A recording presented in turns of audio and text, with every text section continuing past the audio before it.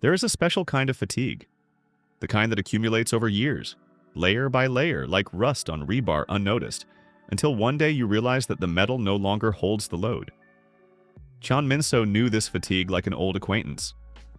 28 years of average height with broad shoulders that became that way not from sports but from years of working with concrete and steel. Hands with calluses in places where calluses should not be on a person who once dreamed of holding a pencil over a drafting board. Exactly a pencil, exactly a drafting board. Minso had looked at buildings differently than other children since childhood. While his classmates saw just a house, he saw a structure. He saw how the load was distributed along the walls. He saw where a beam should be thicker. He saw the logic hidden in the form.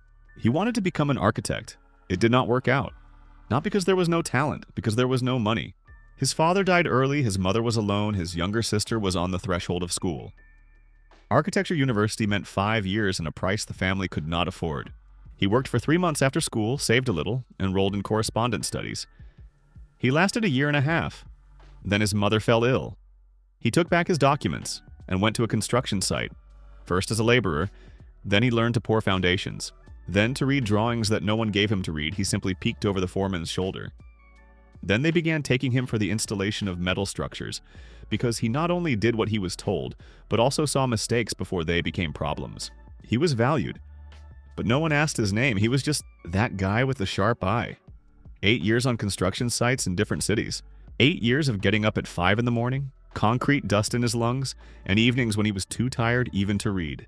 That morning, on the last morning of his first life, Minso was installing a floor slab on the 4th floor of a shopping center. The crane was delivering an I-beam weighing about 800 kilograms. Minso stood in position, guiding, controlling the placement. He noticed before the others the slings. The left sling lay incorrectly, not hooked to the main eye but to the auxiliary one, which was not designed for the full load of a dynamic lift. He opened his mouth. The sling snapped. The beam went down. Minso closed his eyes. Not from fear, just automatically. The reflex of a person who, in the last second, does not want to see what is flying at him. And when he opened them, he saw a ceiling of roughly hewn stone. The first sensation was strange. Not pain, not fear, not darkness, just inconsistency. He remembered the beam. Remembered the sound of the snapped sling. Remembered that he had closed his eyes. And now he was lying on something soft, looking at a stone ceiling and hearing the crackling sound of fire very close by. He tried to raise his hand. The hand rose. Small. Plump. Absolutely not his hand. He tried to sit up.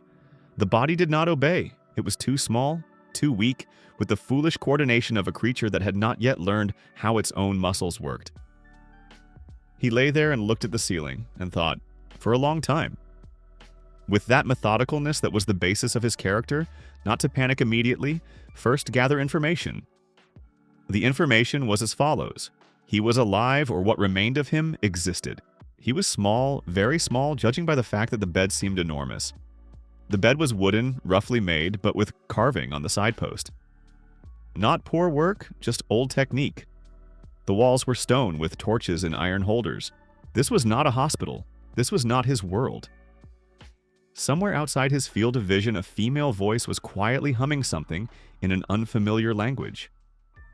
Chan Minso, a former 28-year-old builder, lay in the body of an infant in an unfamiliar place and thought one calm thought.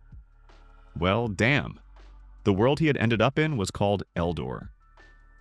He learned this gradually from fragments of conversations, from the words of the nannies, from the way people around him were addressed. His new name was Aidan Waldrich, the son of Count Kalen Waldrich, ruler of the lands of northern Walden, vast, rich in forest and ore, but with the reputation of a harsh and demanding house. Aidan understood this by the age of 3. By the age of 3, he already spoke the local language not like a child slowly learning words, but like a person quickly switching between systems. They taught him slowly, thinking that before them was an ordinary little child. He truly learned quickly with an inner adult logic that simply loaded the new language like an operating system. By 4, he was reading. By 5, he read everything he could find in the castle library. The castle was an interesting object, not from the point of view of beauty, from the point of view of construction. Aidan looked at the walls, arches, towers, and saw in them the same thing he had always seen in the buildings of his past life. The logic of load, decisions made by builders, mistakes that had been made and then corrected by adding an extra support or strengthening the base. The castle had been built in 3 stages. This was visible from the difference in the masonry. The first stage was careless, fast, functional. The second was more precise with an understanding of arched load distribution. The third already had aesthetics with decorations, but had lost part of the structural purity of the first 2. Interesting. This was his main thought about the new world throughout the first several years. Interesting. His father was not an evil man. This is important. Because in stories about people reborn into noble families, the father is often either a tyrant or an ideal hero. Count Kalen Waldrich was neither one nor the other. He was a product of the system. Tall, rigid, with the constant expression of a person who carries too much and has long grown used to it being normal. Dark hair with early gray at the temples, hands without calluses but with scars on the wrists from old battles. His magic was combat fire magic, 2nd degree, average in strength but with good control. The Count was not a great mage, but he was a respected warrior who knew how to use what he had. He looked at Aiden with cautious interest. The boy was quiet. Too quiet for a child, too attentive. He looked at everything as if memorizing it. The Count did not understand this, but he was not frightened. He simply waited. For what, he did not yet know. Magic in Eldor manifested in children in different ways. In most, between the ages of 8 and 12, the first spontaneous outburst of power. A flower bloomed in winter, a stone rose for no reason, water began to boil in the palms. There were many types of magic, but the classification system divided them into 3 levels. First level, combat types. Fire, lightning, earth, wind, water. The most common, the most in demand, the most respected. Military academies, knightly orders, royal guards, everything was for them. Second level, supporting types. Healing, illusion, transformation, summoning. Useful but considered auxiliary. For healers, for merchants, for some craftsmen. Third level, rare types. This included everything that did not fit into the first 2 categories. Time, space, fate, powerful but unpredictable. And also several types that were considered simply weak, useless. Analytical magic belonged to the 3rd category, not as a rare and powerful type, as a weak one, because analytical magic did not destroy, did not heal, did not move mountains. It understood. It gave the bearer the ability to see the structures of things, analyze them, find patterns. Theoretically useful. Practically, in a world where warriors and mages with direct combat power are valued, almost useless. When the analyst was given the assessment, 3rd level auxiliary type, Class B, silence reigned in the testing hall. Count Kalen stood motionless for a long time, then said, "Understood," and left. That hurt more than if he had shouted. Aiden looked at his back and thought, "Wait a little, Count. You have not yet seen how analysis works in the hands of an engineer." The decision came 3 months after the test.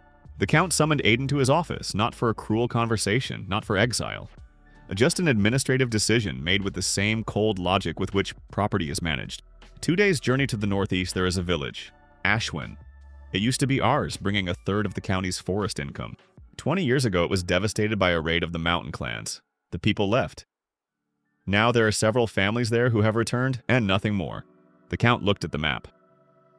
Formally, it still belongs to House Waldrich. You need territory to govern. I am giving you Ashwin. Understood, Aiden said. You understand that this is not a gift? I understand. It is dead. The road to it is overgrown. The mill has rotted. People will not return on their own. I understand. The Count looked at him. You are 12 years old. I know. A long pause. I am giving you a steward, 2 guards, and a small sum for the first time. Enough. The Count again looked at his son with the same expression of uncertain interest that he had worn ever since Aiden began reading earlier than expected. If in a year nothing changes there, the territory will go back to the county treasury. Good, Aiden said, and for the first time in several months felt something resembling enthusiasm, because he had a village and he knew what to do with it. The road to Ashwin was exactly as the Count had described, overgrown, washed out, with the remains of old cobblestone under a layer of moss and earth. Aiden rode a horse silently, with a notebook on his knee, and wrote, Not impressions. Data. Soil type. Loamy with a high clay content.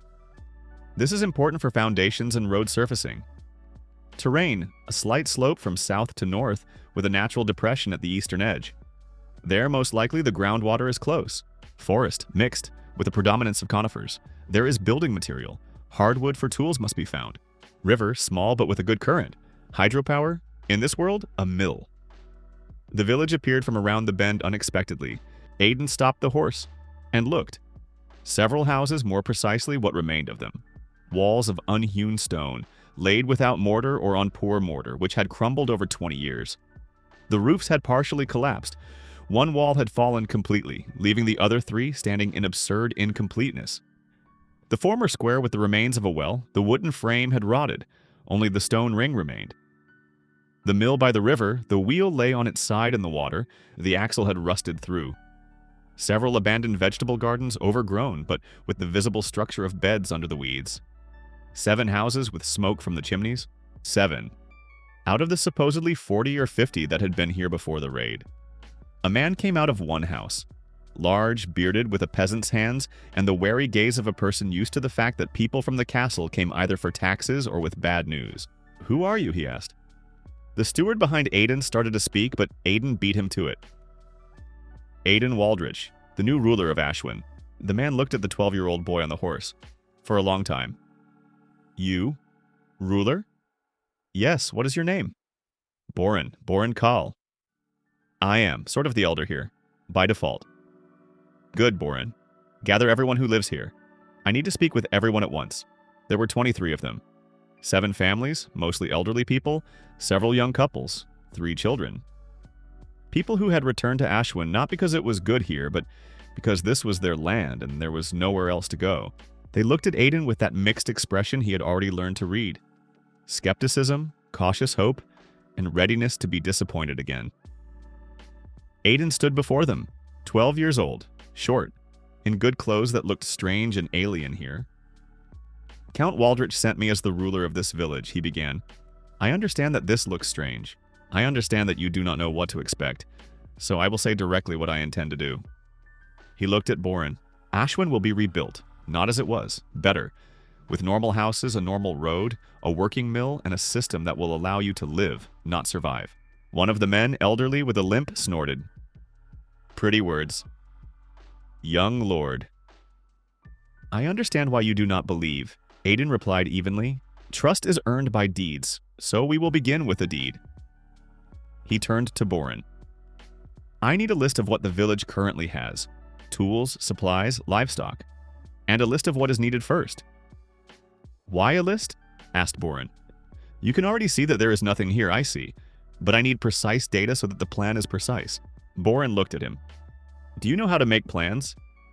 "That is the only thing I know how to do well," Aiden said. And for the first time in this conversation, he told the truth without reservations. That same evening, Aiden sat by the fire with a notebook and used his magic deliberately for the first time since the test. Analytical magic worked differently than combat types. Not an explosion, not a flow, not a visible effect. Simply, when he focused on an object and opened magical perception, a structure appeared before him. Not visually in the sense of a hallucination, rather like an overlay of understanding on sight. He looked at the ruined house and saw not just stones. He saw where the load had been distributed incorrectly, where the mortar had been of poor composition, where the masonry had gone with a violation of joint bonding. It was precise. It was useful. It was a tool in his hands. He went around all 7 inhabited houses and made a detailed technical report. Then the ruins of the others. Then the mill, the well, the road. By the middle of the night, he had a complete technical analysis of Ashwin. And he knew exactly where to start, what was critical, what could be postponed, and what needed to be done in parallel. In the morning, he gathered Boren and 2 young men from the village. "We begin with the road," Aiden said. Boren frowned. "The road? We need houses, not." "The road is first," Aiden said. "Listen to the logic. Right now the village is cut off. The way here is 2 days in good weather and 4 in bad. This means merchants will not come, that materials will not be brought to us, that if someone gets sick, a healer will not arrive in time. The road is an artery. Without it, everything else is meaningless." Silence. "We are not builders," one of the young men said. "I will teach you what is needed. It is not difficult if you understand the principle. He opened the notebook. The old road was made of cobblestone laid directly on the ground. That is a mistake. When rains come, the water does not drain away. The ground under the stones is washed out. The stones sink and spread apart. That is exactly why the road now looks the way it looks. He showed a simple diagram drawn by hand. The new road is made in 3 layers. The first is a drainage cushion of coarse crushed stone or gravel, at least 20 centimeters. It lets water down.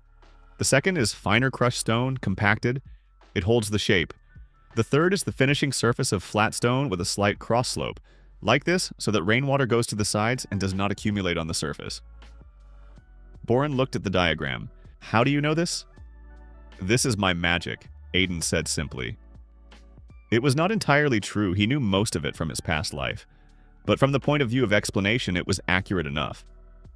There is gravel by the river, said a young man named Taron. I know the place. Good. We begin with the first 200 meters from the village. Then we will expand. There are few of us, Boren said. I know. That is why we will do the first 200 meters by hand. It will take 2 weeks. After that, the road will be accessible for carts in any weather, and we will be able to bring in more people and materials for the next section. Boren looked for a long time. Do you really know what you are doing? I know what needs to be done. The rest is work. 2 weeks of work. Aiden worked on equal terms with everyone, and that was important. Not because he wanted to make an impression, because he saw people do not trust those who command while standing aside. They need to see that the one who says, do it this way, does it that way himself. He dug drainage ditches along the sides of the road, small ones, with a slope so that the water went to the river. He explained why depth was important. He showed how to lay stone in a herringbone pattern with overlapping joints so that the surface would not spread under load. Taron turned out to be capable. He grasped the principles quickly, saw the logic. By the end of the first week, Aiden could already move to another section, knowing that Taron would do it correctly.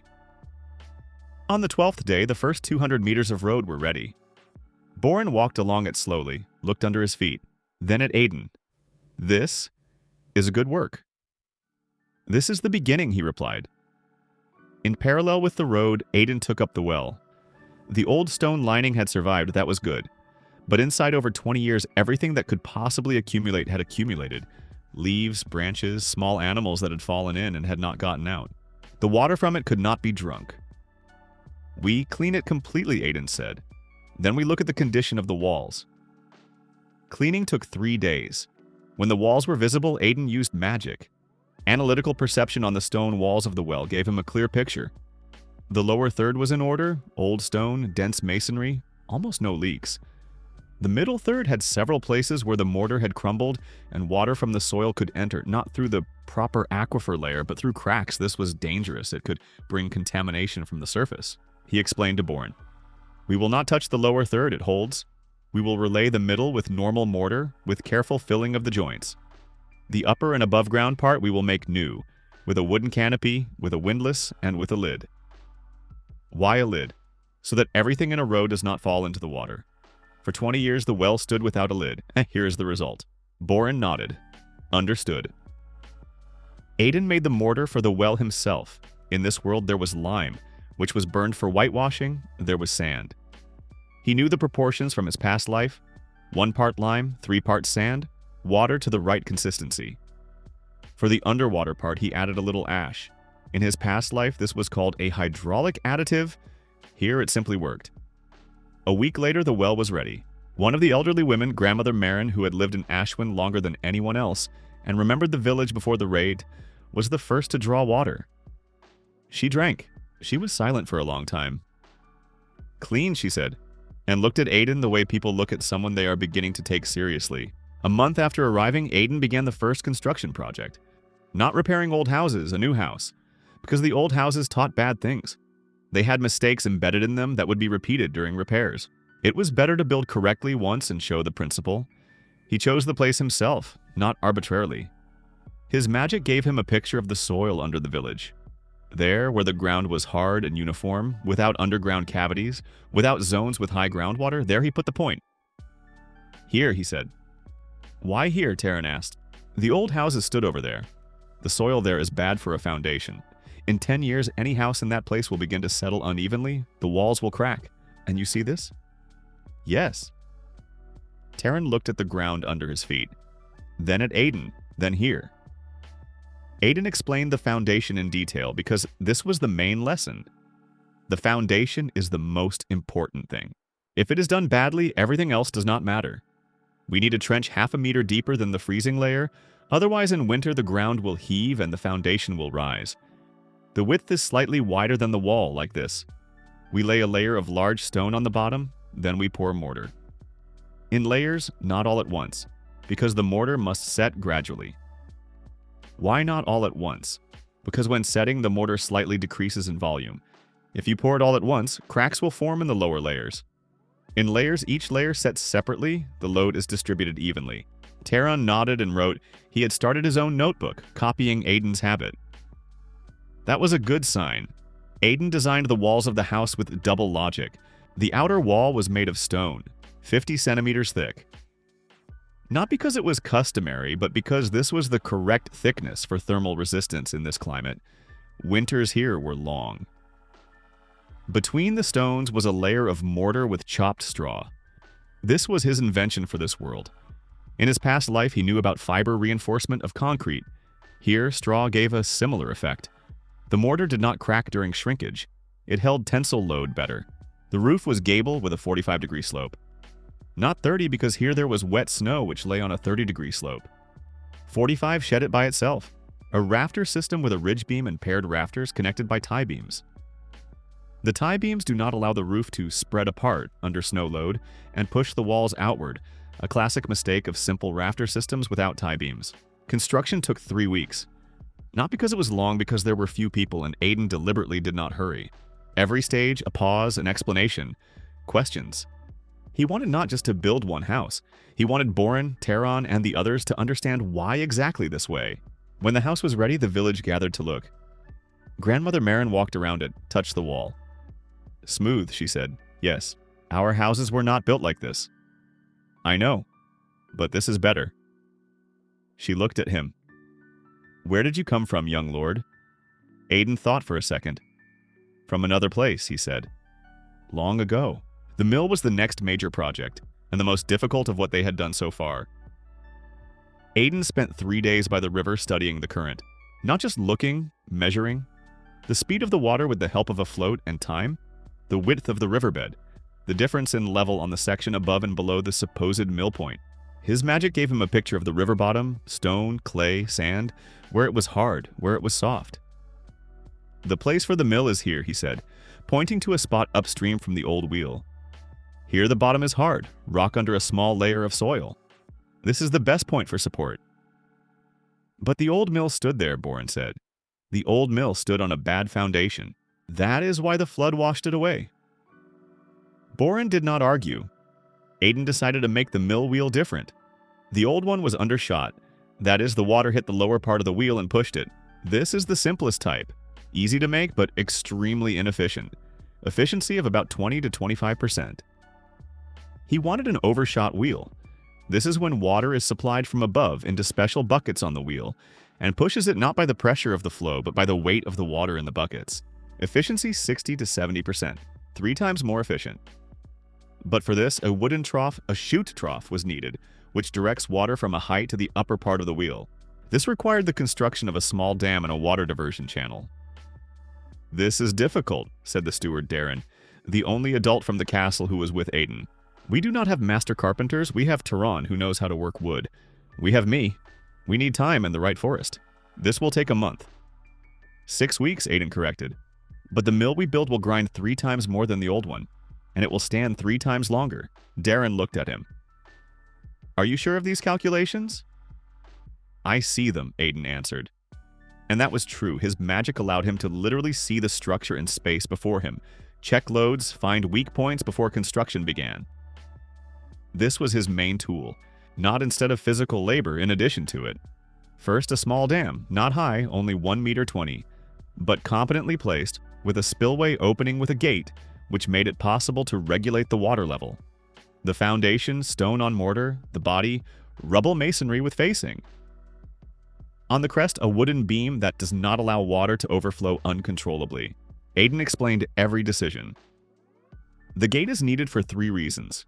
First, in winter the level can be lowered so that the ice does not press on the structure. Second, if the mill is under repair, the water can be blocked without destroying the dam. Third, in a dry summer, the level can be raised and a reserve accumulated. Tehran wrote it down. Then the water diversion channel from the dam to the mill. A wooden trough 80 centimeters wide with a gradual slope, leading the water to a height of 3 meters above the wheel axle. He chose the wood for the trough carefully. Conifers, resinous. Resin is natural waterproofing. Joints on wooden dowels with hemp tow smeared with resin. The wheel itself was a separate story, diameter 4 meters. This gave good rotational torque with the given water flow. Spokes of hardwood, oak, rims of bent beech fastened with iron plates. A blacksmith was found in a neighboring village that appeared on the road, after the first 200 meters of the new route became passable. 20 buckets on the rim, wooden with a slight bend inward so that the water would not spill out ahead of time. When the wheel was assembled on the ground and Aiden examined it with his magic, he found 3 places with incorrect stress in the wood, too wide a gap between the spoke and the rim in 2 points, and an insufficiently tightened iron plate in the 3rd. They fixed it before installation. The installation of the wheel was the most spectacular moment. The whole village came, all 23 people. They watched as the wheel was lifted, as the axle was inserted into the support blocks, as the gate was opened and the first water went along the trough. And when it fell into the first bucket and the wheel slowly, heavily, with dignity began to turn, the whole village was silent for 4 seconds. Then someone shouted, then the others. Grandmother Marin cried quietly, wiping her face with the edge of her kerchief. 20 years, she said. For 20 years we ground by hand. Aiden stood nearby and looked at the rotating wheel. 4 meters of wood and iron, raised by water. Seemingly simple mechanics. But in this world it was something more. 2 months after the opening of the mill, the first outsiders came to Ashwin. Not enemies. Peasants from a village 2 hours away with grain they wanted to grind. Because the rumor about the working mill had spread quickly, Aiden received them. He set a simple fee, 1/10 of the ground grain goes to the village. Fair, clear, without disputes. Then more came. Then a merchant who was looking for timber and learned that Ashwin had a road along which a cart could be driven. Then a blacksmith who wanted to rent a place for a workshop because he had heard of a village where proper houses were being built. The village was beginning to breathe, but Aiden did not stop. He developed a standard plan for a new residential house in Ashwin. Not because he wanted uniformity, because a standard is reproducibility. If the plan is correct and understandable, it can be repeated without him, without his constant supervision. This is scaling. The plan was as follows. A strip foundation deepened by 50 centimeters, made of rubble stone on lime mortar. The width is 10 centimeters wider than the wall on each side. The plinth is 30 centimeters above ground level. This is important. The gap between the soil and the wooden floor structures prevents moisture from destroying the wood from below. The walls are external stone, 50 centimeters. The internal partitions are wooden on a post structure. This is cheaper than stone ones and allows the layout to be changed if necessary. The windows are small with wooden shutters. Glass in this world was expensive. He could not yet produce it. But shutters with a proper rebate hold heat better than holes covered with cloth, which was the standard in old houses. The stove is central with 2 fireboxes, one for cooking, one for heating. The chimney is strictly vertical without horizontal sections that accumulate soot and create a fire risk. The roofing is shingles. He taught Tehran to make shingles correctly, split them, not saw them. Split shingles along the grain of the wood do not absorb water. Sawed ones absorb it. The difference in service life, 10 years versus 35. The first 3 houses according to this plan were built all together. Aiden explained every step. Tehran built the 4th house with minimal participation from Aiden, the 5th by himself. By the end of the year, 11 new houses stood in Ashwin, and 16 more families who came after rumors that something was happening in an abandoned village in the north. A year later, Count Kalin sent a steward to check the state of the village. The steward stayed for 3 days. He looked at the road, at the well, at the mill, at the new houses, at the fields that Aiden had organized according to a 3-field system. 1 under fallow, 1 under grain, 1 under vegetables, rotation every year. He looked at 39 people where there had been 23. At the mill that received grain from 3 neighboring villages. At the blacksmith who rented a workshop and paid a share. At the small warehouse by the road where merchants left goods for village trade. Then he left. A week later, a letter came from the count. Aiden opened it. There were 3 lines. Ashwin's income for this year amounted to more than in the last 8 years before the raid. I do not understand how you did this. Come at the end of the season, and below a signature. No warm words, no sun, just Kalen Waldrich. But Aiden looked at those 3 lines and thought, this is already a different silence. Not disappointed? Surprised? The world does not allow one to build calmly for too long. Aiden knew this from his past life. In the 14th month, an uninvited guest appeared in Ashwin. Ryan Fletch, the young son of a baron from neighboring lands, with combat fire magic and the confidence of a person used to solving issues from a position of force. He came with 5 armed men and said that the road passed along the edge of his lands, and he demanded a fee for passage. Boren came to Aiden with anxiety. He says he has documents. Show me the documents. The documents turned out to be old, poorly drafted, and referred to a border that had been revised 20 years ago after the raid of the mountain clans. According to the new border, the road passed through Waldrich land. Aiden read both documents, his own and Fletch's, slowly with analytical magic, seeing the structure of the arguments, contradictions, weak points. Then he went out to Ryan Fletch. He looked at the 14-year-old boy with the expression of a person who was bored. Are you the ruler of this village? Yes, then let us talk. Let us talk, Aiden agreed. In his past life, Chan Minso had never owned anything. A rented apartment, other people's construction sites, tools that formerly belonged to the foreman. Even the hard hat was state-issued. He built, but never for himself. Now he had a village, not large, not rich, not famous, but his. And Aiden Waldrich, the 14-year-old son of a count with useless magic, discovered something in himself that he had not expected. He was ready to defend what he had built with the same methodical coldness with which he built. Because building and defending what has been built are the same work, just different tools. Ryan Fletch was exactly the kind of person he seemed at first glance. 22 years old, good weapons, expensive clothes, a habit of speaking slightly louder than necessary because he was used to volume replacing arguments. His fire magic was real second category, enough to set wooden buildings on fire or cause a serious burn. He clearly knew this and clearly counted on others knowing it. Aiden saw all this in 30 seconds of observation. He sat down at the table opposite Fletch, not in the large house, but right on the street, at the work table by the workshop. Deliberately, because here Fletch was on someone else's territory, surrounded by people who worked, not demonstrated strength. Your documents speak of the border according to the 3rd revision, Aiden began without preamble. But the 3rd revision was replaced by the 4th in the year of the raid of the mountain clans. According to the 4th revision, the eastern border of Fletch lands runs along the bed of the Tar Stream, not along the road. Fletch frowned. I do not have documents about the 4th revision, because they are kept in the Count's chancellery, not with you. Aiden placed on the table a copy that he had requested through Duren 3 months earlier, when he had just begun working with the road and studying all possible legal issues. Here is a copy, certified by the seal of Count Waldrich. Fletch took the document. He read slowly, then he raised his gaze, angry but already with a different shade. Not confidence, but the search for a new angle. The road passes close to our land. This creates inconvenience. What exactly? Noise. Merchants, strangers near our fields. Aiden looked at him. Lord Fletch. The road existed before the raid and passed through the same place for 200 years. There are no documented complaints from the Fletch family during this time.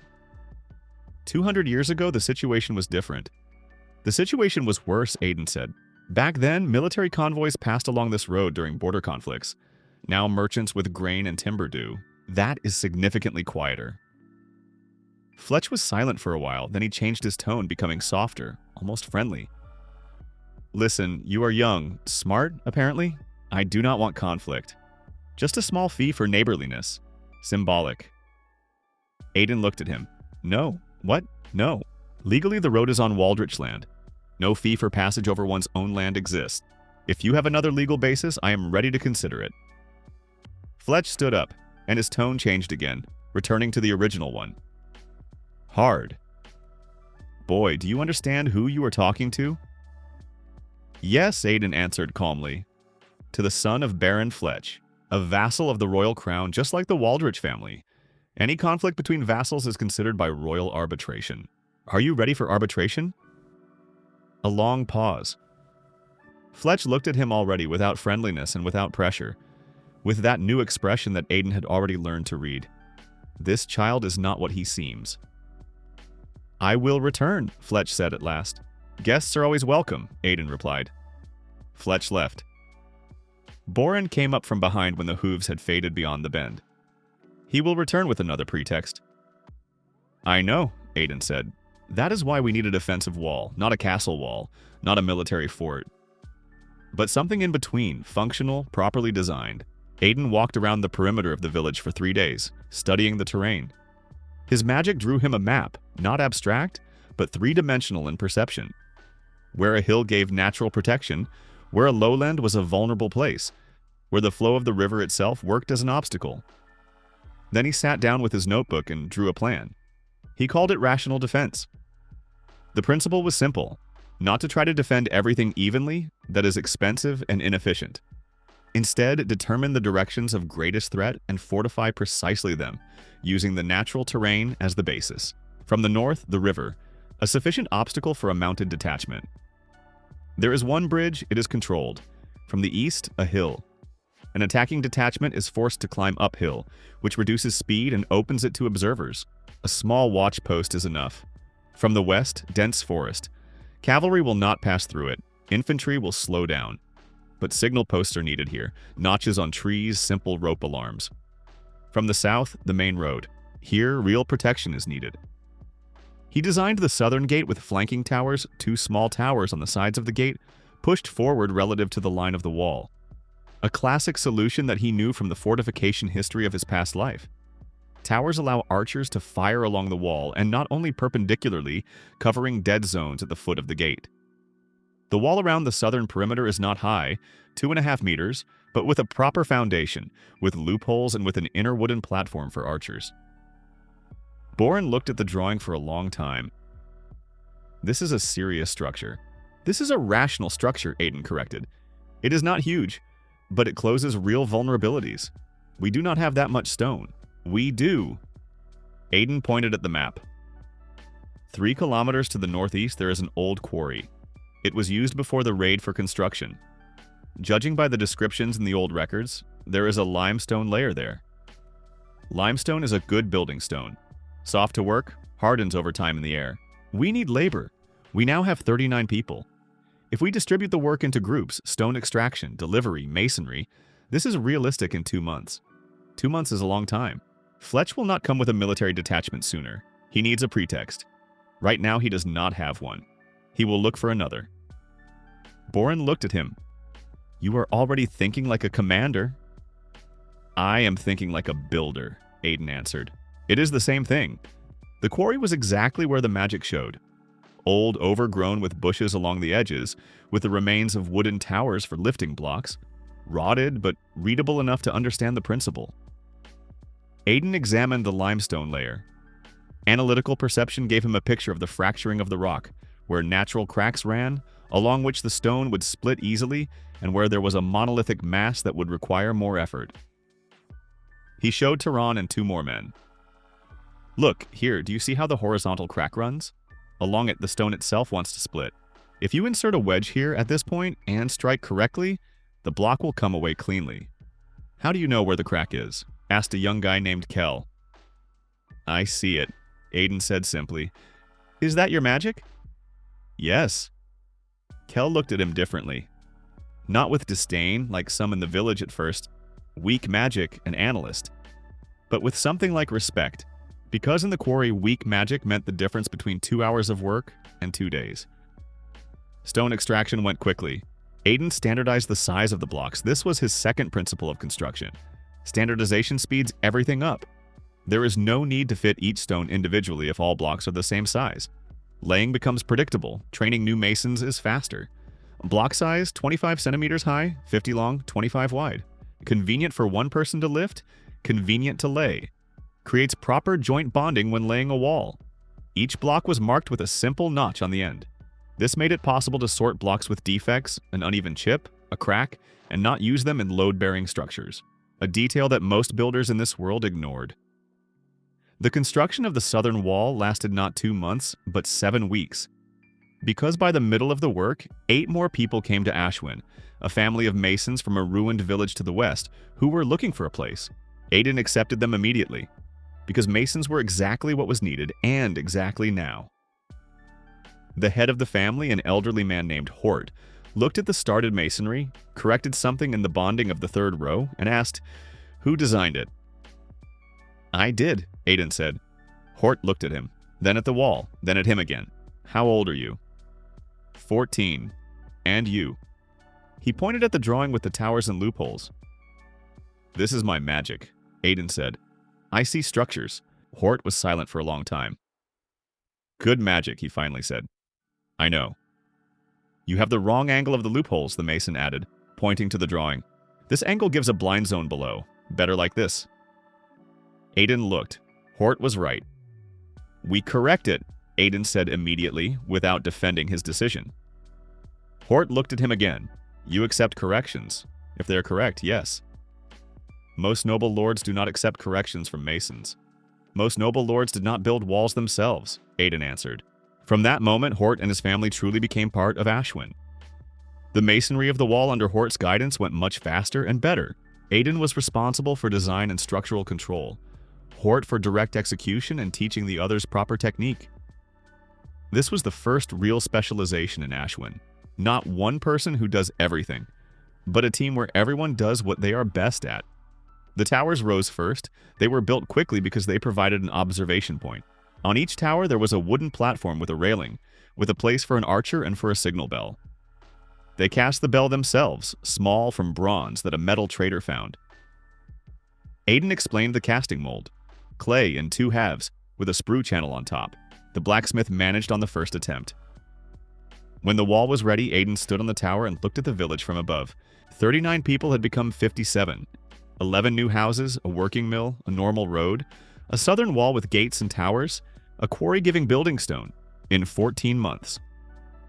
Chan Minso, a former builder from his past life, looked at this and thought of the foreman to whom he had once carried materials, and smiled. Rion Fletch returned 3 months after the first visit, this time with 12 men, and with another pretext. "Your mill accepts grain from villages that pay taxes into Baron Fletch's treasury," he said. "This creates an outflow of funds from our lands." Boren stood beside Aiden and cursed quietly. Aiden's face did not change. He had been expecting something like this. "Lord Fletch, the mill provides a paid service, grain milling. Peasants from your villages come here voluntarily because they pay less than at the old mill in your castle and receive a better grind. This is trade competition, not an outflow of funds. They carry grain through my land, on a public road, which creates a burden on our land roads." Aiden stopped for a second, then understood. Fletch had found a consultant. These arguments were better constructed than 3 months ago, but still not enough. "Lord Fletch, I propose the following. If you believe that the road creates a burden on your lands, let us consider a joint project to improve it. We will invest labor and materials. You will provide part of the land for widening the roadbed. This will increase traffic for both." Fletch looked at him. "You are offering me cooperation? I'm offering you money. More merchants on the road means more people who will stop, eat, spend the night, buy. This is income for any settlement along the route, including your lands." A long silence. Fletch looked at him with the already familiar expression. "Where did you even come from?" "From Waldrich Castle," Aiden answered. "The Count is my father. I know that. I am asking where you got that head." Aiden allowed himself a slight smile. "Analytical magic." Fletch shook his head, not maliciously, but rather in confusion. Then said, "I will think about cooperation. I will be glad." Fletch left again, but this time with a different expression, not searching for a new angle, almost thoughtful. The threat did not come from Fletch. It came from the north. 3 weeks after Fletch's second visit, the signal bell on the western post struck 3 times, the sign of danger. Aiden was at the mill when he heard it. He ran. Not because he was scared, because information was needed. At the western post, the watchman, a young guy named Irwin, pointed toward the forest. "There, 7 or 8 people, with weapons. They are not going along the road, they are going around through the forest." Aiden looked. The forest to the west was his weak point. He had known that even when designing the defense, cavalry would not pass, but foot soldiers could. "How much time do we have?" "They are moving slowly, maybe half an hour to the edge of the forest." "Half an hour." Aiden turned around. Boren, all women and children behind the southern wall. Taron, 4 with bows to the towers. Hort, men with tools to the wall as reserve. Tools are not weapons, Hort said. A stonecutter's hammer weighs 8 kilograms. That is a weapon, Aiden answered. Then he turned to Darren. Darren, you are the only awakened one in the village with combat magic. The steward, an elderly man with earth magic of the 3rd category, straightened up. Weak 3rd category. I can raise small stones, nothing serious. I do not need serious, I need precise. Listen to the task. When the attackers came out of the forest, they saw not the village they had expected. Not defenseless houses, a wall, towers with archers, closed gates. There were 8 of them, mercenaries or bandits, hard to say. Fairly well armed, clearly used to villages not resisting. Their commander, stocky, with a 2-handed sword, stopped and looked for a long time, then said something to his men. They began to go around the wall looking for a weak spot. And here, Aiden for the first time felt what he had previously only read about in theory. Analytical magic in a combat context. He stood on the tower and looked at the movement of 8 people, and his magic began to do what it did with buildings, only with people. He saw trajectories. Not the future, not a prediction. Just analysis of current movement vectors, speed, direction, surroundings. His brain, strengthened by magic, calculated it instantly. The one on the left is moving toward the western corner of the wall. There, where the masonry has not yet fully set, a relatively new section. He found the weak spot. 2 in the center are a distraction. They want the archers to look at them. The commander with the sword is staying behind, waiting until the gates are opened from inside or another passage is found. 3 more are going around from the east to the river. Aiden spoke quickly and quietly. Erwin, watch the east. 3 are going to the river. First archer, hold the center, do not shoot, you are bait. Second archer, western corner, the first will go there. Darren, you are needed at the northern gate, there is the exit to the river. I cannot hold 3 alone, Darren said. You do not need to hold them, you need to create an obstacle. Raise stones from the bank and throw them into the water at the crossing. Just create noise and instability. They do not know your category. Darren nodded. Boren, take 2 men to the western corner from inside. They will try to climb over there. How do you see this? Boren asked in amazement. I will explain later. Do it. The attack unfolded exactly as Aiden had calculated. The first attacker reached the western corner and received an arrow in the shoulder from the second archer, who was already waiting. The 2 in the center shouted something, gave a sign to the commander. But the commander did not move because he saw that everything was not going according to plan. At the river, Darren raised 3 large stones and hurled them into the water at the ford with a crash, with splashes. The trio going to the river stopped. They did not know that before them was a weak mage with 1 single ability. They saw a mage. The commander made the decision to leave. The attack lasted 7 minutes. No one from the village was hurt. 1 attacker was caught. The one who had received an arrow did not manage to leave. Boren came up to Aiden when it was all over. He looked for a long time. You saw all of this in advance. I read trajectories, Aiden said. My magic analyzes movement. I see where a person is going based on his speed, direction, and the surroundings around him. This is not the future, this is the logic of the present. Boren was silent. This is very useful, he finally said. Yes, Aiden agreed. I am beginning to understand that. The captured bandit told a little, but enough. They had been hired to scare the village. He did not know who had hired them. He only knew the intermediary. The intermediary was from the city of Flern on Baron Fletch's lands. Aiden wrote it down. This was not proof against Fletch himself, but it was information. Information was his main resource. Count Kalen was waiting for him in the same position by the window. Only this time he turned around faster. He looked over his son, who in a year and a half had grown, become stronger, acquired the posture of a person used to making decisions. You sent an interesting report, the Count said. I sent an accurate report, Aiden corrected. The Count gave a slight smile for the first time in Aiden's memory. Yes? Accurate. He approached the table. Fletch. I cannot prove his involvement directly, but the intermediary is from his city, the direction of the attack is from his side, and the chronology coincides with both of his visits. What do you propose? Aiden sat down. Nothing. The Count raised an eyebrow. Nothing? For now. Fletch is smart. There are no direct traces.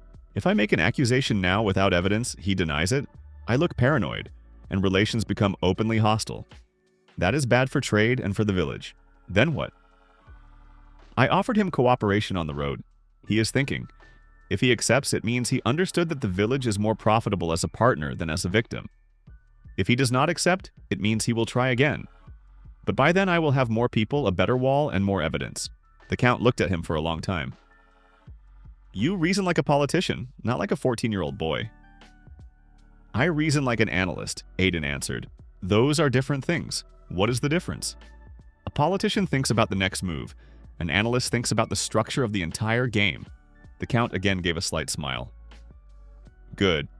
Fletch is under observation. If you find evidence, I will intervene officially. Enough. There is another question, the Count said. Your village is growing. You already have more than 50 people. 57. Ashwin is no longer a village.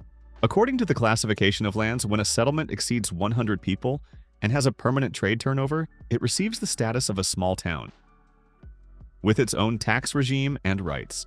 Aiden nodded. So I need 43 more people and a trade register. This is harder than it sounds. I know, Aiden said, but I already know what to build next. He returned to Ashwin and did not leave the house for 2 days. He sat with his notebook and thought. Not about walls and houses, about the system. Because over these year and a half he had understood, individual good decisions are not enough. A system is needed in which each decision supports the next. He drew diagrams. First level, basic infrastructure. Already ready. Road, well, mill, houses, wall. This is the foundation. Second level, production. What is missing? Blacksmith production. The blacksmith already exists. It needs to be expanded. A pottery workshop? None at all. All dishes are brought in. Woodworking. Tehran is good, but alone. Sewing, clothing is also brought in. Third level, trade. A permanent market is needed. Not spontaneous, but organized. A trading day once a week. A place where merchants know that they can come with anything and find buyers. Fourth level people. Specialists are needed, not just working hands, specific professions, master carpenter, weaver, healer. The last was the most important, a healer. Because without a healer, a settlement is vulnerable to any illness, to any wound. People do not come to places where medical help cannot be obtained. He wrote a list. Then a plan for attracting each type of specialist. What to offer them, what housing, what share of the work, what working conditions. This was not just a village, this was the beginning of a town. The first thing he built was a pottery workshop. Not because it was the most important, but because clay was right by the river, and it was a resource that lay there for free. A pottery workshop required a specific building. The kiln was the main element. Not a simple stove, but a special structure for firing ceramics. Aiden knew the principle from his past life. A pottery kiln must maintain a temperature from 800 to 1,100 degrees Celsius, evenly throughout the entire volume. This means the correct shape of the firebox, the correct placement of the loading space, the correct draft. He designed a 2-tier kiln with a separating floor. The lower tier, the firebox with a side air intake. Air comes from below, which creates even combustion. The separating floor, a perforated slab of fire clay with holes. Hot gases pass from below upward through the holes evenly, flowing around the items from all sides. The upper tier, the loading space with a dome-shaped vault. The dome is a fundamentally important detail. A flat covering over a kiln cracks from thermal expansion. A dome distributes the load along an arc, like an arched bridge. The entrance to the kiln is in the front wall, with a door of refractory brick, which is bricked up with each firing and broken afterward. This seemed inconvenient, but this is standard. Tight bricking gives better thermal insulation. They made the refractory brick themselves from local clay with an addition of quartz sand, which they found 2 hours away. Quartz increases fire resistance. Hort took on the masonry of the kiln with the interest of a true master who had been given an unusual task. I have laid stoves all my life, he said, examining the kiln diagram, but I have never seen one like this. This is the correct structure, Aiden said. The ones you saw worked, but inefficiently. What does inefficiently mean? It means a lot of firewood for one firing, uneven heating, a lot of defective items. Hort thought. That is true. Potters always complain about defects. This kiln will give defects of less than 10% if the heating mode is observed correctly. The kiln was built for 2 weeks, then the potter. His name was Finn, young, about 25, from a city where he had lost his workshop in a debt dispute. He came because of the rumor that in Ashwin, strange things are being built. The first firing was a test. Finn loaded a batch of 20 pots, 8 bowls, 4 jugs. The kiln reached temperature in 3 hours. Evenly, Aiden could see the heat distribution with his magic and adjusted the air supply. After 2 days of cooling, they opened it. Finn pulled out the pots, examined them. 2 with cracks, he said. This is very little. 2 out of 32. About 6%, Aiden said. Within the norm. Finn held a pot and looked at it as if at a small miracle. In my old kiln, I had 30% defects at minimum. I know, because the old kilns were made incorrectly. Finn raised his gaze. You changed my work. No, Aiden said. You will change your work yourself. I simply gave the correct tool. The healer came on her own. It was unexpected. Mara, a woman of about 40, with healing magic of the second category, and the expression of a person who had seen enough to no longer be surprised by anything. She arrived at dawn when Aiden was inspecting a new foundation section, and said without preamble, I heard that something worthwhile is being built here. I need a workshop and a house. What can you offer? Aiden looked at her. What can you do? Healing wounds and fractures, basic illnesses? Diagnosis, also herbal medicine, which does not require magic. We need a healer, Aiden said. We will build the house in 3 weeks, the workshop immediately. Payment, a percentage of treatment, plus a share from the village common fund. Mara assessed him in a few seconds. You make decisions quickly. I made this decision 3 months ago when I realized that we needed a healer. I was simply waiting for a specific person. She smiled slightly. Agreed.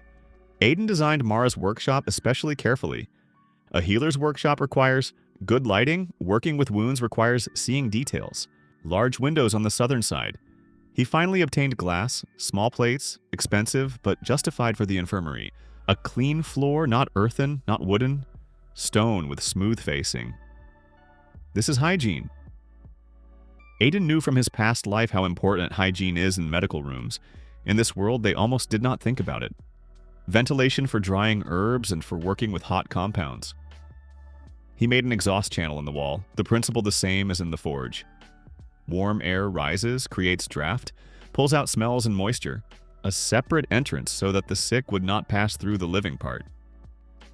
Mara inspected the finished workshop. Do you know something about medicine? No, but I know what is needed for good work in any room. She nodded. A stone floor is smart. Most healers work on earthen ones. An earthen floor cannot be washed properly. Exactly. From that day, Ashwin had a healer. And this changed many things quietly, unnoticed, but fundamentally. Because people began coming not only for grain milling, but also for treatment. In the second year of the new Ashwin's existence, Aiden stood on his tower in the evening and looked at the village. 79 people. Mill, well, road, wall, forge, pottery workshop, infirmary, Friday market, to which people already came from 5 neighboring villages. Fletch accepted the offer about the road, sent a short letter with agreement. There were no more attacks. Count Kalen sent a second letter. There were 5 lines instead of 3, and at the end, for the first time, the word son. Aiden folded the letter and put it in his pocket. Outside, it was getting dark, and the lights of the houses were lighting up one by one. Each fire in a house that he had designed, or to which he had given the principle. Each fire in a house that would stand not 10 years, but 100. Analytical magic. Weak type. 3rd level, Class B. Aiden Waldrich, the 14-year-old son of a count with a useless power, looked at 79 people who lived better than a year ago, and thought about one thing. 21 people to the status of a small town. Aiden Waldrich understood a simple thing only in the 3rd year of his second life. A village is a place, a town is an idea. Because a village can exist even by itself. Several houses, a well, a field, a mill, people who know each other by name. But a town is already a system in which every element is connected with the others. If you remove the workshop, trade will suffer. If the road breaks, the market will fall. If there is no healer, people will not live close to each other. If there is no stable governance, everything falls apart. That is why Ashwin stopped being just a village on the day when people began coming to its gates not for a day, but to stay. And then when Count Kalin personally sent a document confirming the settlement's new status, the small town of Ashwin, with the right to its own market, craft taxes, and town guard. Aiden held this document in his hands and thought not about the title, but about the fact that now he had responsibility of another level. More people, more risks, more opportunities, and, as always, more mistakes that needed to be prevented before they became a catastrophe. By the time the status was received, 94 people lived in Ashwin. Aiden did not rejoice at the number itself. He rejoiced at the structure that stood behind it. New houses appeared along the road in 2 rows, with an inner courtyard and places for storage. Craft yards appeared. Hort's blacksmith canopy appeared. A shop appeared where Finn sold ceramics. A small tavern for visiting merchants appeared. Born Call was no longer the elder by default. He was appointed town headman and unexpectedly turned out to be good at it. He knew how to count supplies, distribute people, keep order without unnecessary noise. People changed together with the place. But the main change happened not in the people, but in Aiden. He began to see Ashwin as a network. Before, he built separate objects: road, well, house, wall, mill. Now he built interconnections: where water flows, where trade flows go, where warehouses will be, where a guard post should stand, where it is better to place craftsmen's housing so as not to interfere with the market, but to be near it. This was no longer just analytical magic. This was the architecture of governance. And it was during this period that he first encountered the fact that large systems resist growth, not with enemies, with limitations. The larger Ashwin became, the more sharply the water problem manifested. The well was good for a small settlement. For almost 100 people, it was already on the edge. Plus the infirmary, plus craft workshops, plus the market where people gathered. Aiden understood this in advance. So he took up a new project, a water collection system. First, he climbed the hill east of the town and studied the area. His magic showed him hidden lines of groundwater, natural runoff after rain, and most importantly, a small stream that almost dried up in the dry season, but gave a good flow in spring. If we place a water diversion here, he said to Mara and Tehran, who were walking with him, we will be able to collect water not only from the well, but also from the upper slope. Tehran frowned. And how will that help? Aiden crouched, picked up a stick, and began drawing a diagram directly in the dirt. Look, rain goes down the slope. Right now, the water simply leaves into the lowland. If we make a catch ditch above the town, the water will collect in it, pass through a filtering layer of gravel and sand, and then go into a reservoir. From there, through distribution channels to different parts of the town. This is no longer a well, Mara said. This is already a water system, Aiden answered. He designed a cascade reservoir. First level, a catch ditch on the slope. Second, a stone storage tank with a gravel filter. Third, a distribution basin near the town. Fourth, underwater pipes to the workshops and the bathhouse. Yes, a bathhouse, because a town without a bathhouse is not a town, but a temporary camp. Hort laughed at first when he heard this. A bathhouse? We wash at home too if there is time. A home is not a place for systematic washing. A bathhouse gives cleanliness, health, and a social center. People there not only wash, but also talk. That is important. Why is conversation in a bathhouse important? For connections inside the town, Aiden said, as if it were obvious. People who do not communicate quarrel faster. Hort shook his head, but still built the workshop for the bathhouse. The market in Ashwin grew almost by itself. At first, it was just a row of tables on Fridays, then canopies, then stone counters for permanent traders. Then a square with marked places: grain, wood, ceramics, cloth, meat, tools. Aiden insisted on order. Not out of love for bureaucracy, out of love for measurability. Each seller received a place according to the type of goods. This reduced chaos, simplified the movement of buyers, and allowed what was needed to be found faster. He even introduced a simple system of signs: white stone, grain and flour; red, meat and prepared food; yellow, wood and building materials; blue, cloth and clothing; green, medicines and herbs. Bourne was skeptical about this at first. People will figure it out anyway. People will figure it out if they are helped, Aiden answered. A system does not complicate, it removes the unnecessary. And he turned out to be right. By the end of spring, the market was working so well that visiting merchants from the southern lands began making a stop in Ashwin, not by chance, but deliberately. This was the next step. Ashwin stopped being a point on the map and became a node. Aiden understood one thing well. If a town depends only on external supplies, it is weak. So he began to develop local production. First, woodworking. Taran turned out to be not just a good worker, but a talented wood craftsman. Aiden gave him a small workshop near the river and explained the system of storing wood. Boards need to be dried under a canopy, with spacers between the layers so that air passes from all sides. If they are stacked in a tight pile, they will warp. Why will they warp? Moisture will leave unevenly, the wood will bend. Taran wrote this down as he had already grown used to doing. Then the weaving yard. For it, Aiden attracted a family of 3 people who had previously worked at a manufactory in a neighboring county. They knew spinning, weaving, and dyeing. Aiden built them a long room with good overhead light, because for working with threads it is important to see color and weaving density. Then a leather drying shed. Ashwin began to produce not only food but also goods. And the more goods were produced, the more people appeared who wanted to live here. By this time, Aiden was no longer just using magic. He was studying it. Because analytical magic was gradually ceasing to be simply seeing structures. It was beginning to expand toward a deeper understanding of connections. When he inspected a building, he saw where the load was distributed too sharply, where the material would tire ahead of time, where thermal expansion would create a crack, where water would eventually undermine the foundation. But now he began to notice something else as well. If he looked at a mechanism for a long time, then he began to understand not only its form, but also the logic of interaction. 2 gear wheels, if one tooth is slightly shorter, will create a vibration that will destroy the axle in a few weeks. If a wooden deck is assembled with the wrong grain direction, it will begin to creak and sag.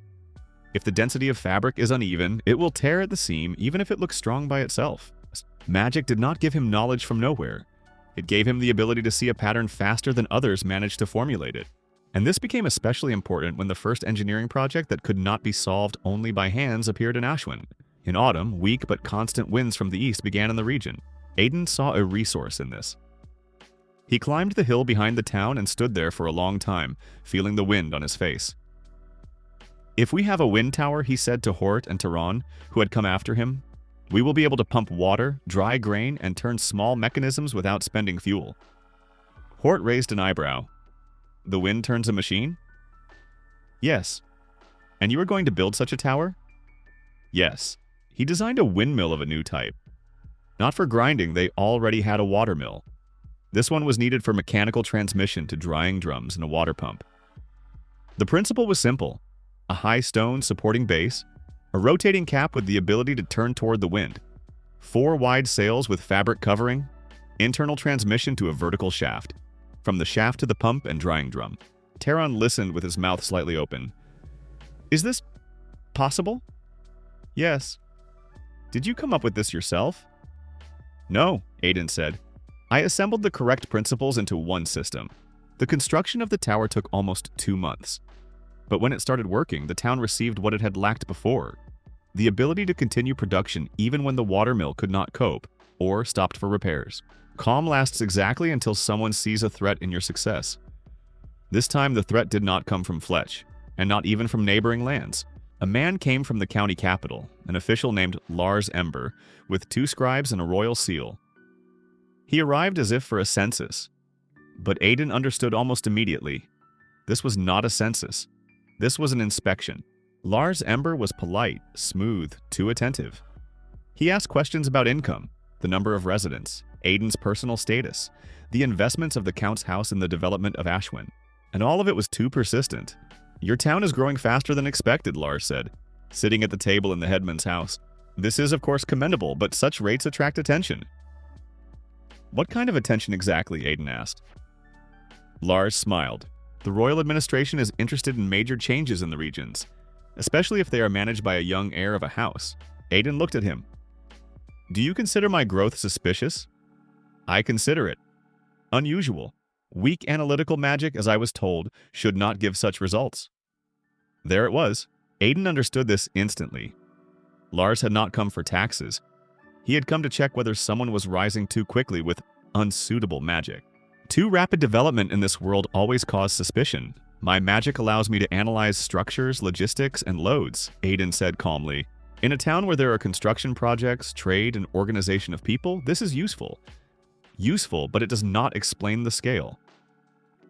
The scale is explained by people's labor, Aiden said. I am not building the town alone. Lars smiled a little wider. Perhaps. But in the capital, they may wish for a more thorough inspection of your gift. They may, Aiden agreed, and that is their right. He answered too calmly. Lars noticed it. After dinner, Lars asked to be shown the workshops. Aiden led him, and it was there that something happened that changed the tone of the entire story. In Hort's forge stood a large metal frame for a new furnace. Aiden stopped beside it, running his gaze along the crossbars, and for a moment, his magic opened wider than usual. He saw not only the structure, he saw vectors of possible destruction, where the metal would overheat, where the seam would crack, where the frame would warp under uneven expansion, where, if the fastening was not changed now, the entire furnace would collapse at the moment of the next smelting. And along with this, he saw something new. The logic not just of an object, but of movement. If a person steps here, he will hit the protrusion. If that one turns left, he will end up in a blind zone. If he now shifts half a step back, he will avoid the fall of the metal hook hanging above the ceiling beam. Aiden sharply grabbed Lars by the shoulder and pulled him back. At that same moment, a hook tore loose from the ceiling and struck the floor where Lars had just been standing. Silence. Hort cursed. Taryn turned pale. Lars slowly looked at the fallen hook, then at Aiden. You saw this before it fell? Yes. How? Aiden slowly exhaled. This was the moment when he understood. His magic had taken a step further. Not just analysis of structures, analysis of scenarios. Instinct, he said. The first thing that came to mind. Lars looked at him for a long time, then quietly said, No, this is not instinct. And for the first time, not arrogance appeared in his voice, but caution. That same night, the town was attacked. Not by an army. 3 hired mages who used chaos and darkness to test the defense and, as it later turned out, to get to Lars Ember. The signal bell struck twice. Aiden ran out of the house even before Boren reached the square. The attackers were not going through the gate. One was trying to break through the western wall with a shockwave spell. The second attacked the tower with a pillar of fire. The third, the most dangerous, used illusion, hiding his movement in the darkness. Aiden found himself between the houses and the wall, and at that moment, his magic opened completely. The world around him seemed to slow down. He saw the trajectory of the fire spell, where it would strike the wall, how a crack would run from it through the fresh masonry, where the fragments would fly, where the attacker would stand after turning, where the blind zone of his next step would be. This was not just analysis of a building. This was analysis of a battle. Aiden's body moved before he realized the movement. He stepped aside and the fire strike passed by, leaving behind a strip of heat and a crack in the plaster. The second struck the tower. Aiden was already on the inner platform, grabbing a wooden beam, and simultaneously calculating where to step so as not to break the board, and where to create a counterload.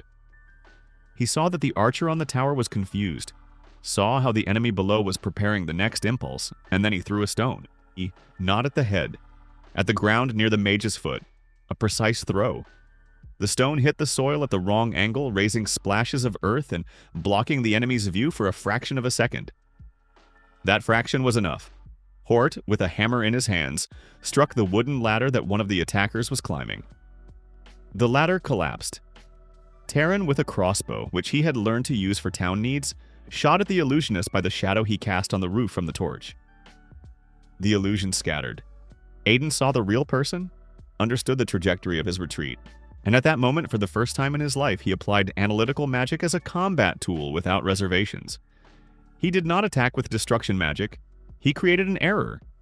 The enemy's step turned out to be too short, because Aiden had disabled the support under his right foot in advance by driving a stone wedge into the crack between the slabs. The illusionist slipped, lost the rhythm of the spell, and Mara was already in place, striking him with a healing but harsh, immobilizing impulse that worked like paralysis from an overload of the nervous system. One attacker retreated. The second was wounded. The third was captured. The skirmish lasted less than 4 minutes, but it was after it that everyone in the town began looking at Aiden differently. Not as a young lord, not as a capable manager, but as a person who sees too much in battle. After the attack, Lars Ember demanded a private conversation. They sat in a small room of the townhouse where the drawings had been stored before. Lars no longer looked as confident as when they first met. "You should not have moved like that," he said. "Why?"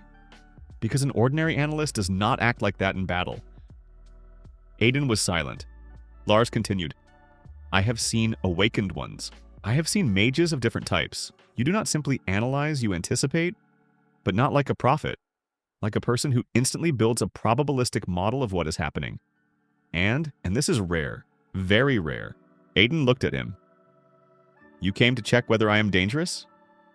Lars did not answer immediately, then said honestly, "Yes, and now?" Lars was silent for a long time. "Now I am not sure who is more dangerous, you or those who will come after you if they understand what you can do." It was an honest answer, almost unpleasantly honest. Aiden leaned back in his chair. "I do not intend to destroy the Empire. That sounds like what everyone says who eventually changes the world." Aiden said nothing to that, because he knew Lars was right about something. A week after the attack, Aiden again climbed the eastern hill alone. At night, a quiet wind. The town below glowed with lights. He sat on a stone and closed his eyes, and for the first time, he did not try to use magic. He simply listened, then opened his eyes. The world before him broke apart into layers, not physically, in perception. He saw the line of load on the slope, the routes of people moving along the roads, the rhythm of lights in the windows, the subtle structure of the wind, and in the center of all this, not emptiness and not power, but a scheme, a large, complex, living scheme of the world. And inside this scheme, his analysis was not passive sight, but an editing tool, not to change everything, not to break, but to improve point by point. He understood that his power could do not only what his past builders' thinking had taught him. It could rebuild movement, break the combat rhythms of an enemy, find a weak point in defense, make a counterstrike not stronger but more precise, see where the enemy's force would go before that enemy understood it himself. This was real growth, and it was more frightening than any brute power, because brute power can be measured. But precision that cannot be seen in advance is already almost fate. By autumn, Ashwin was already officially considered a second-class small town. Population, 118 people. The market was stable, the workshops brought income. The bathhouse worked 3 days a week. The wind tower was connected to the drying shed and the pumping system. The wall had already withstood 2 inspections. Count Kalen sent a new official with an official seal and a short letter. "You are creating something too stable to ignore. Continue, but be careful." Aiden reread the letter 3 times, then put it away. He already understood it would become more difficult from here on, because as soon as people notice that someone builds better, faster, and smarter than he is supposed to, they develop 2 desires. The first is to use him, the second is to stop him, and he had not yet decided exactly whom he would have to deal with first. Standing on the tower, he looked at the town he had built with his own hands, diagrams and analysis, and felt a strange calm. Because for the first time in both lives, he knew exactly. He was in his place. I continue from the same place. The sirens sounded closer and closer, but inside the temple, this no longer changed anything. Aiden knelt in the middle of the magic circle, feeling how the analytical magic in his head resisted the foreign pressure with the last of its strength. It was not fear that hindered him. Fear he had long learned to break down into components. Something else hindered him. The feeling that someone was trying to rewrite the very structure of his consciousness. He heard Chen Gei's voice as if through water. "Do not be afraid, Lin Mo. This is not death. This is liberation." Aiden tried to smirk, but his lips did not obey. Liberation is a beautiful word. Usually it is what they call what they are going to do to a person whose will they want to take away. And yet he did not resist blindly. He began to calculate the nodes of the circle, the rhythm of the words, the rotation speed of the seal, the flow of foreign energy that entered him not as a blow, but as information. And he immediately understood the main thing. This was not an ordinary subjugation ritual, it was a fusion. Not simply to break the will, not simply to seize the body, but to connect the bearer's mind with the will of the swarm, so that only habits and memory would remain of the past self. Aiden finally understood why Chen Gei was so confident. If he had not resisted, she really would have received the perfect vessel. But he had one thing she did not have: analysis. He could not stop the ritual by force, but he could find its error. Aiden looked at the statues of the three pure ones and noticed what would have previously escaped any ordinary mage. The seal was not whole. It depended on three supports that simultaneously held the balance: the ritual node in the floor, the anchor in the statues, and the conductor in Chen Gei's voice. If even one element was destroyed, the flow would be disrupted. He concentrated and launched the magic not outward but inside himself, forcing it to work as a precise diagnostic tool. And then he saw the main thing. In the center of the circle there was a tiny cavity, almost invisible to the eye. It could only be struck from inside. Aiden inhaled through clenched teeth. So the plan was simple: not to break free, to wait. He stopped resisting outwardly so that the ritual would take him more strongly, and began accumulating tension in the one single node of magic that he could still control. Chen Gei, noticing that his consciousness had become quieter, smiled. "You see? You are more reasonable than in your past life. Back then you would have resisted to the end." Aiden did not answer, because at that moment he already felt the foreign will had almost reached the core of his mind. A little more and he would either break or strike. The temple doors burst open with a crash. People from the 9th Military Region rushed inside, and among them were Su Huer and Yan Liang, both tense, ready for battle. "Chen Gei!" Yan Liang shouted. "Stop the ritual!" Chen Gei did not even turn around. Too late. At that moment, the temple seemed to breathe. Bloody light rose from under the floor in a pillar, and the walls became covered with thin black cracks, as if space itself could not withstand the pressure. Su Juer rushed forward first, but she was thrown back by a wave of mental impact.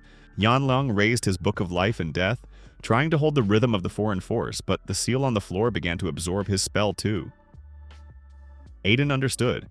Chen Gei was not simply conducting a ritual. She was opening a channel. To where, he did not yet know. But the source was clearly not local. That was when he struck. He compressed all the accumulated magic of analytical rupture into one point and released it into that very hidden cavity inside the circle. A sharp crack sounded. One of the lines of the seal went out. Chen Ju's expression changed for the first time. "What did you do?" Aiden was already getting to his feet, swaying. "Found your mistake." The seal malfunctioned. The ritual became unstable. The bloody light trembled. But Chen Gei did not retreat. She sharply raised her hand and dozens of thin black threads rose around her, like living stingers. "Then I will simply break you manually." Su Huer, struggling to rise, saw Aiden standing before Chen Gei without protection, and despair flickered in her eyes. Yan Liang also understood that delay was impossible. He sharply opened his book and pronounced Chen Gei's name not as a threat, but as a sentence. The air trembled. Chen Gei lost her rhythm for a fraction of a second. That was enough. Aiden stepped forward, simultaneously activating his magic and striking the second support of the ritual, the statue of Lingbao Tianzun. The stone exploded from within. One of the threads of the channel snapped, the bloody light began to choke. Chen Gei stepped back for the first time that entire night, and smiled. It was not the smile of defeat, rather acknowledgement of a worthy opponent. "Interesting," she said quietly. "You really have changed." Aiden breathed heavily, leaning on one knee. He understood that it would not be possible to win completely here, but also not to lose. New alarm signals could already be heard outside. The ritual was not completely disrupted, but enough for the channel to collapse prematurely. The temple shook. The floor under their feet went in waves.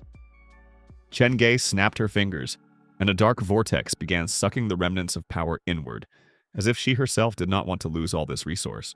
"We will continue, Lin Mo," she said.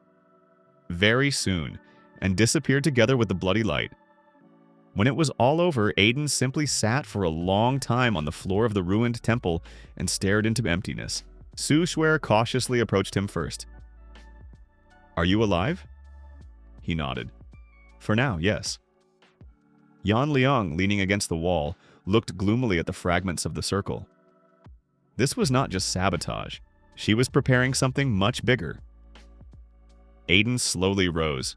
He already knew this without words. Chen Gei had not come for him just like that. She was testing the world, checking the boundaries, and perhaps looking for a way to make it so that on the day of the real invasion, the swarm would not simply come, but take control immediately. He looked at his hands. An almost broken consciousness. Almost lost control, but also a new clarity. Now he knew the main thing. The next attack would not be on the body, on choice, on those nearby, on the very will to remain oneself. And when he walked out of the temple into the cold night, he no longer had any doubt that ahead was not simply a war with the swarm, but a war for the right to determine what it means to be human.